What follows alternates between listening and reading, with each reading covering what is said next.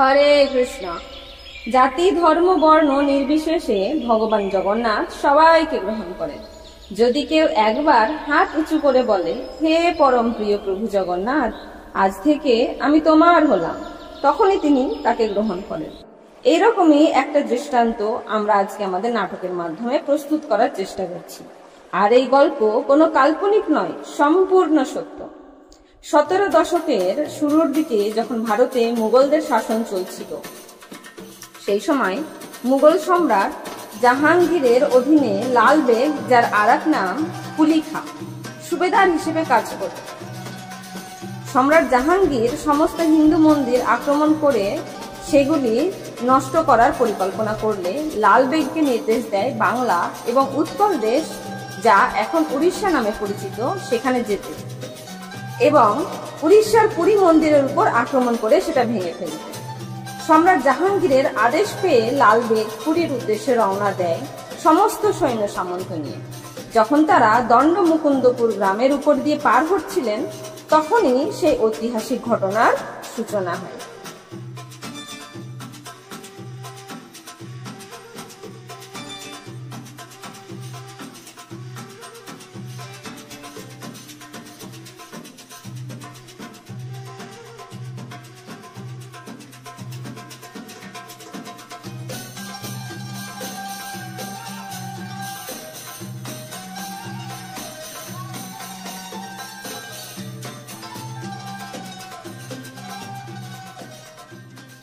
কিছুক্ষণ এই গ্রামেই বিশ্রাম নেওয়া যাক।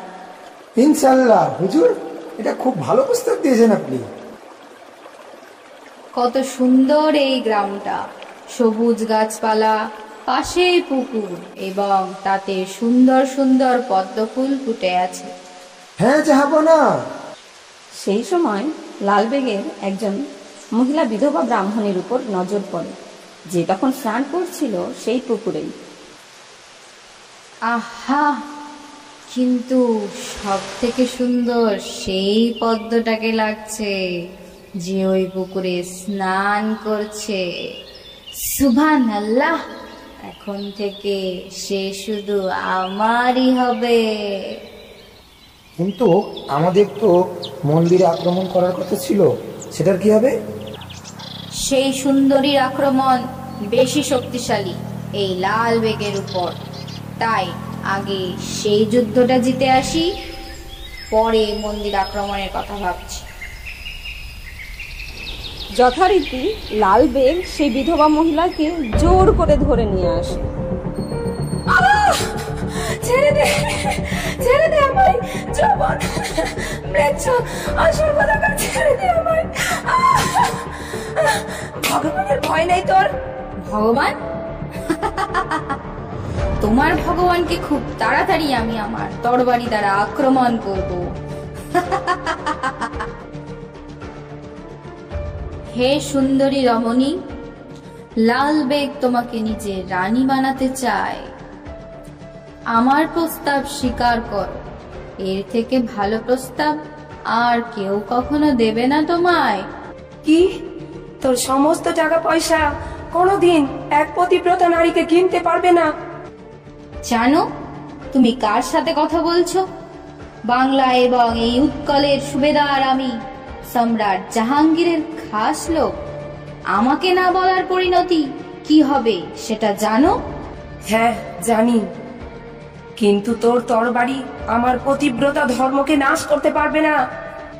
খামোশ।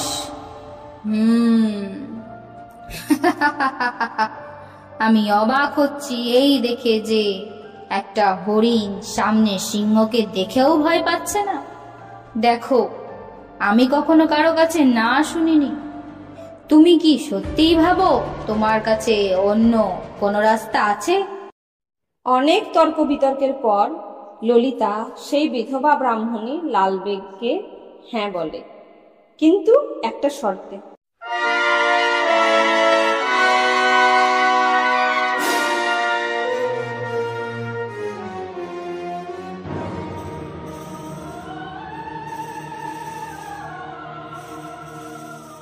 ঠিক আছে, আমি তোমার পত্নী হতে রাজি আছি, সুবহানাল্লাহ।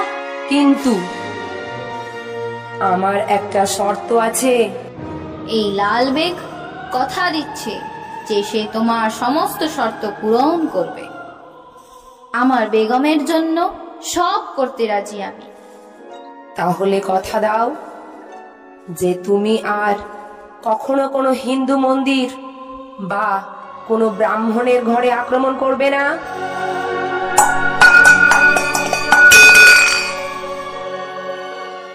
তোমার বুদ্ধি তোমার সৌন্দর্যের থেকে কোনো অংশে কম নয়। ঠিক আছে, তাহলে তোমার ইচ্ছেই আমার ইচ্ছে হোক, আমার প্রিয়তমা বেগম। কিন্তু আজ থেকে তোমাকে সবাই জানবে ফাতেমা বেগম হিসাবে।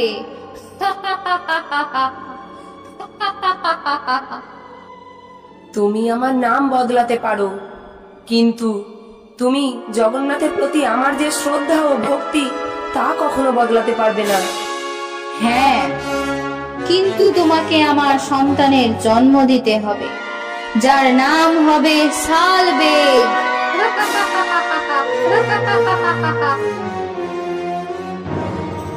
এভাবেই ললিতা নিজের জীবনের বলি দেন মন্দির আক্রমণ বন্ধ করতে এবং লাল বেগের সন্তান শালবেগের জন্ম দেয়।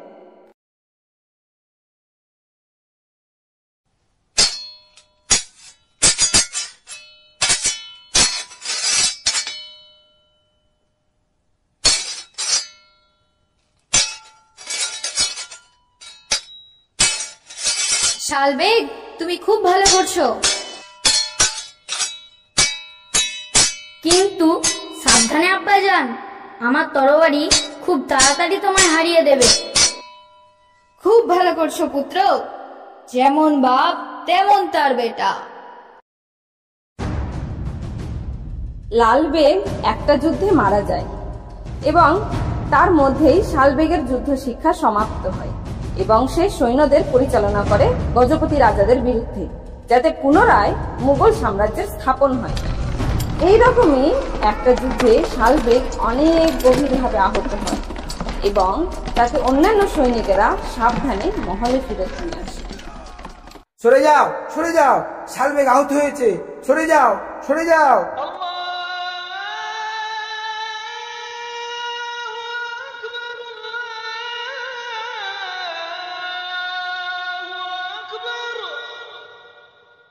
জলদি কেউ কি হাকিমকে ডেকে নিয়ে এসো। কি কি হয়েছে? শালবেগ, আমার পুত্র, কি হয়েছে ওর?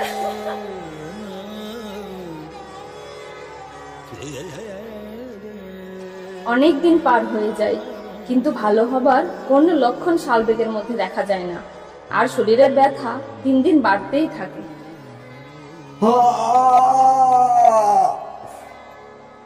আল্লাহ, আল্লাহ, আল্লাহ। আমরা সব রকম প্রচেষ্টা করেছি বেগম সাহিবা, কিন্তু এখন শুধুমাত্র অলৌকিক শক্তিই তাকে বাঁচাতে পারে।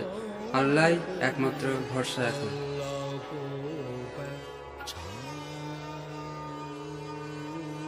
আল্লাহ, আল্লাহ,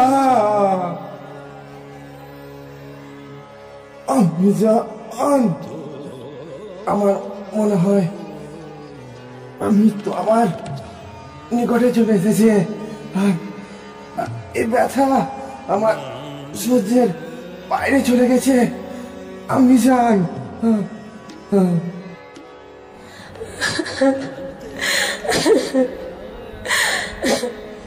শালবেগ, অনেক বছর আগে আমি তোমার বাবাকে হারিয়েছি, কিন্তু আমি আর চাই না তোমাকে হারাতে।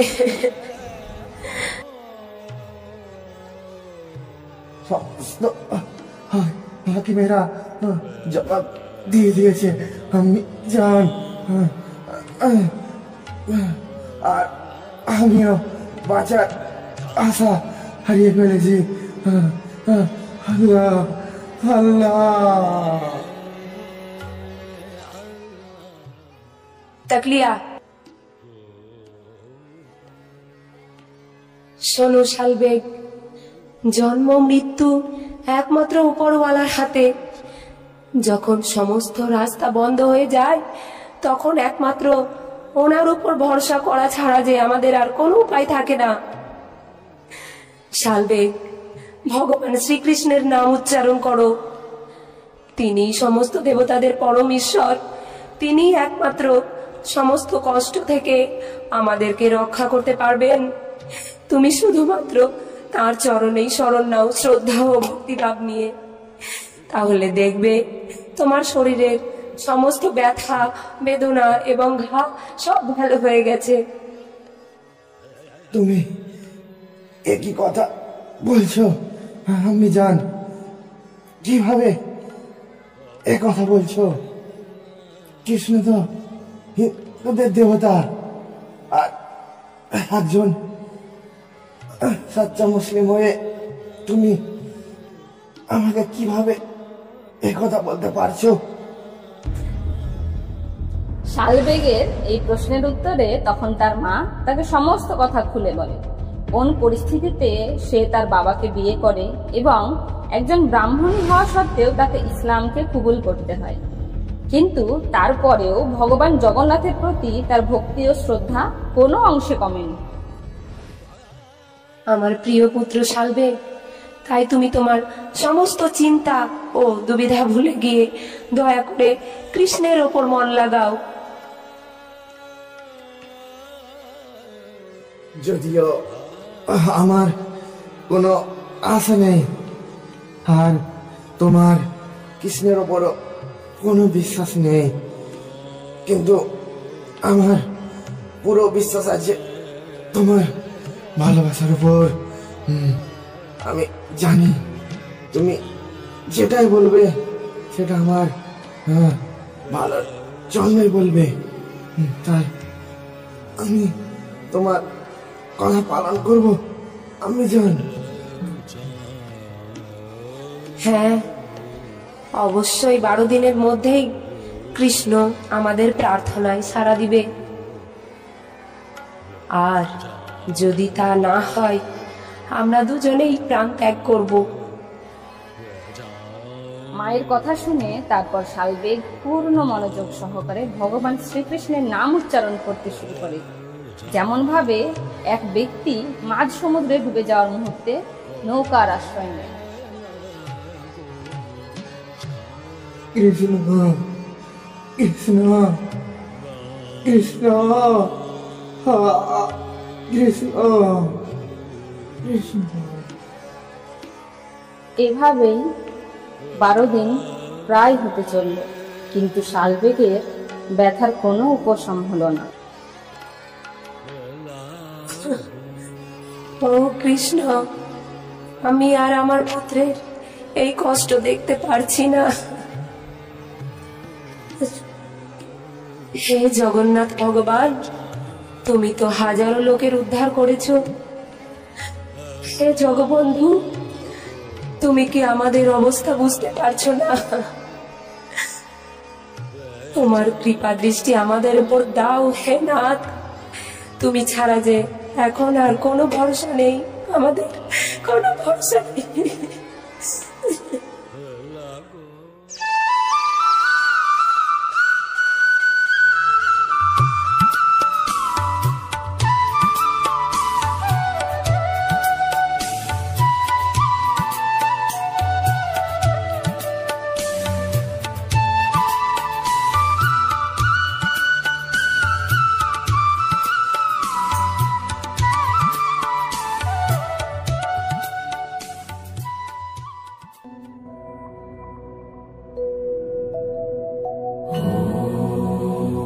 শালবেগ, তোমার ও তোমার মায়ের ভক্তিতে আমি খুব প্রসন্ন হয়েছি।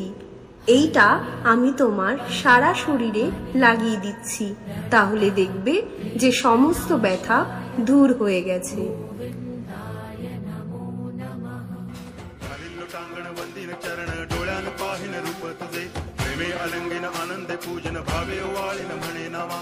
त्वमेव माता पिता त्वमेव त्वमेव बन्धुश्च सखा त्वमेव त्वमेव विद्या करुणं त्वमेव सर्वं मम देव देव कायेन वाचा मनसेन्द्रियैर्वा बुद्ध्यात्मना वा प्रकृतिस्वभावात् करोमि यद्यत् হ্যাঁ? হ্যাঁ? আমার সমস্ত ঘা ভালো হয়ে গেছে। হ্যাঁ, আমার সমস্ত ঘা ভালো হয়ে গেছে। আমি যান দেখো, আমার সমস্ত ঘা আর ব্যথা সব ভালো হয়ে গেছে। আমি ভালো হয়ে গেছি। তোমার কৃষ্ণ শুনেছে আম্মি জান, সে আমাদের সব প্রার্থনা শুনেছে। আমি তো প্রায় মরেই গেছিলাম, কিন্তু তোমার ভালোবাসা ও ভক্তি আমাকে নতুন জীবন দিয়েছে। তাই এই নতুন জীবনটা আমি পুরোপুরি জগবন্ধুর কাছে দিয়ে দিলাম। ও কৃষ্ণ, আজ আমি খুব খুশি হয়েছি আমার পুত্রের এই কথা শুনে। আমার সারা জীবনের ত্যাগ ও ভক্তির ফল আজ আমি পেলাম। এবার তুমি আমাকে আশীর্বাদ দাও, যেন এই বাকি জীবনটা আমি জগতের নাথের গুণমহিমা কীর্তন করে কাটাতে পারি। জগতের নাথ জগন্নাথ এই পুরীতেই আছেন। এখন তুমি সেখানে যাও, তার চরণে শরণ নিয়ে তার কৃপার প্রার্থনা করো। যাও শালবে, যাও। কৃষ্ণ কৃষ্ণ। তার মায়ের আশীর্বাদ নিয়ে শালবেগ তখনই সব ছেড়ে পুরীর উদ্দেশ্যে রওনা দেয়, কৃষ্ণের চিন্তা ও নাম উচ্চারণ করতে করতে, যে তার প্রাণ রক্ষা করেছে। আহে নীল শৈল প্রবল মত বারণ, প্রবল মত বারণ, মোয়ারত নলিনী বন কুপর দলন। বাবা, তোর নাম কি হটে? অরুণ চক্রবর্তী। গোত্র গোত্র কৌশিক গোত্র। কি নাম তোর? আমি এখানেই তো পাশে থাকি। গোত্র বল। স্যান্ডিল্য আছে। নাম? ও দাদা, দেখো না কি কইছে। এ তোর নাম? শালবেগ। কি বললি? শালবেগ। তোর মায়ের নাম কি?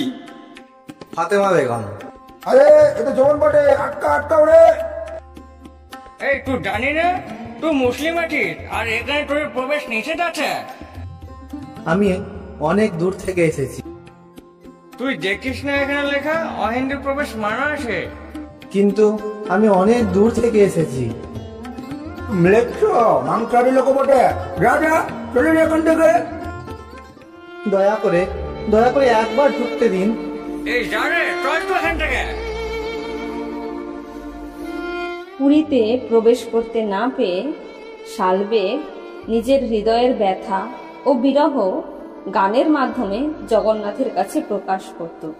সেই সমস্ত গানগুলি পূর্ণরূপে ভক্তি ও আত্মসমর্পণ করার ভাব ছিল, এবং সে তখন পুরী ছেড়ে বৃন্দাবনে চলে যান, যেখানে ভগবান কৃষ্ণের বিভিন্ন লীলাস্থলী আছে।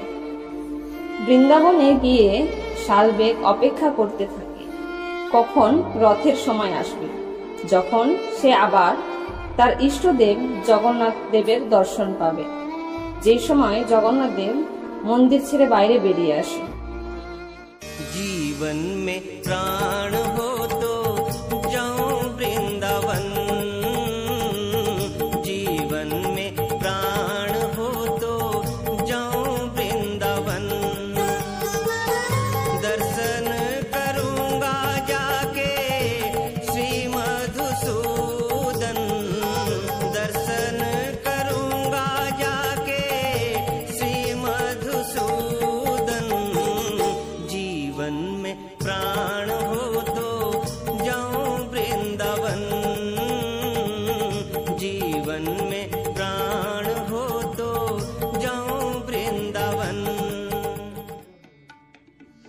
শালবেগ, তোমার প্রার্থনা নিশ্চয় ভগবান কৃষ্ণকে আনন্দ দেয়। তাতে এত ভক্তি ও ভালোবাসা আছে যে তা ব্যক্ত করা যাবে না। হতে পারে, কিন্তু আমার মন পড়ে থাকে পুরীতে, যেখানে জগতের নাথ জগন্নাথ থাকেন, এবং আমার মন তার চরণেই সমর্পিত। পুরী এখন তো রথযাত্রার সময়, তাই না? রথের সময়? এই সময় তো জগন্নাথ মন্দির থেকে বের হয়ে এসে সকলকে দর্শন দেবেন। আমাকে অবশ্যই যেতে হবে। কিন্তু শালবেগ, এখন তো অনেক দেরি হয়ে গেছে। তুমি এমনকি উল্টো রথ দর্শন করতে পারবে না। এখন যদি যাও তাহলে শুধুই বৃথা পরিশ্রম হবে। না না, কোনো কিছুই বৃথা পরিশ্রম নয়। আমার জগবন্ধু জানে আমি কতদিন ধরে তার দর্শনের জন্য অপেক্ষা করে আছি। যাই হোক না কেন, আমি তার দর্শন করতে অবশ্যই যাব। দয়া করে আপনি আমাকে আশীর্বাদ করুন যাতে আমি প্রভুর দর্শন পাই। জগবন্ধু ছাড়া আমার জীবনে আর কোনো আশ্রয় নেই। জগবন্ধু, আমি আসছি, তুমি চলে যেও না। যথারীতি পুরীতে জগন্নাথের রথযাত্রা শুরু হয়ে যায় এবং জগন্নাথ ভ্রাতা বলদেব ও বোন সুভদ্রার সাথে গন্ডিচা মন্দির গিয়ে 7 দিন পর শ্রীমন্দিরের উদ্দেশ্যেও রওনা দেন। কিন্তু শালবেগ অনেক দূরত্ব ও অসুস্থতার কারণে তখন অবধি পুরী এসে পৌঁছতে পারেননি। তবুও শালবেগ আশা ছাড়ে না এবং সে তার প্রভু জগন্নাথের কাছে প্রার্থনা করেই যায় যাতে একবার তার প্রভু জগবন্ধুর সে দর্শন পায়।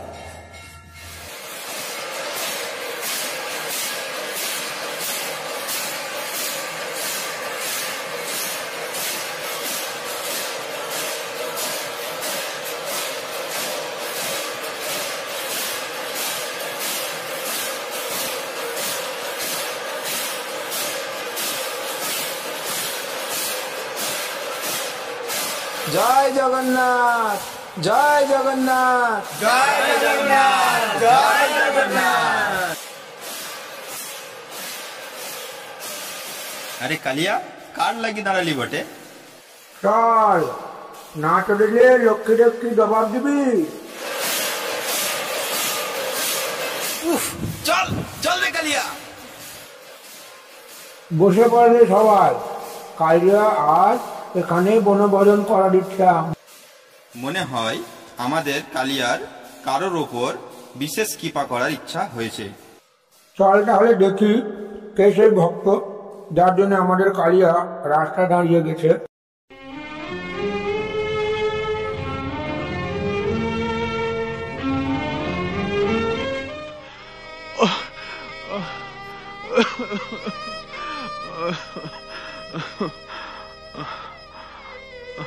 না,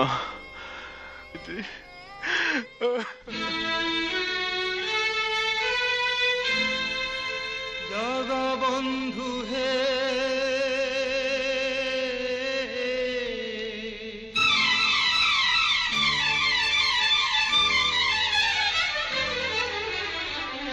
জগবন্ধু হে গোসাই,